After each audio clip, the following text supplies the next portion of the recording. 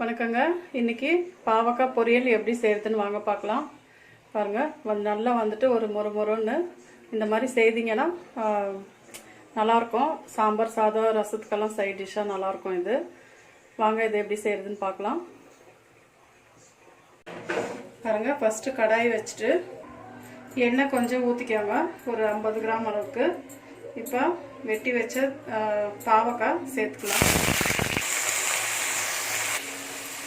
பாருங்கள், இந்த மாதிரி மெலிசாக ரவுண்டாக வெட்டிட்டு நல்லா தண்ணியில் கழுவிட்டு போட்டுக்கணும். இது வந்துட்டு சுக்கா ஃப்ரை, நல்லா மொறுன்னு நல்லாயிருக்கும். வெறும் எண்ணெய், இதுக்கு வந்துட்டு மசாலா, உப்பு, மிளகாப்பொடி, மஞ்சப்பொடி, இவ்வளோதாங்க, வேறு எதுவுமே இல்லை. இப்போ இது வேகட்டும் அப்படியே கொஞ்சம் நேரம். இப்போ இது சிம்மில் வச்சுட்டு மூடி வச்சிடலாம்.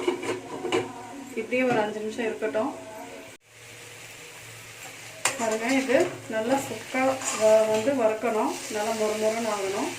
நல்லா இது மாதிரி கிளறி கொடுத்து இது வேக வைக்கணும். தண்ணி எதுவும் ஊற்றக்கூடாது. இதில் இருந்த தண்ணியே அது வந்து நல்லா கொஞ்சம் பாதி வெந்துருச்சு. உப்பு சேர்த்துக்கலாம் தேவையான அளவுக்கு. இப்போ மஞ்சத்தூள் சேர்த்துக்கலாம். ஒரு 1/4 ஸ்பூன் மிளகாப்பொடி சேர்த்துட்டு இது நல்லா மிக்ஸ் பண்ணிடணும்.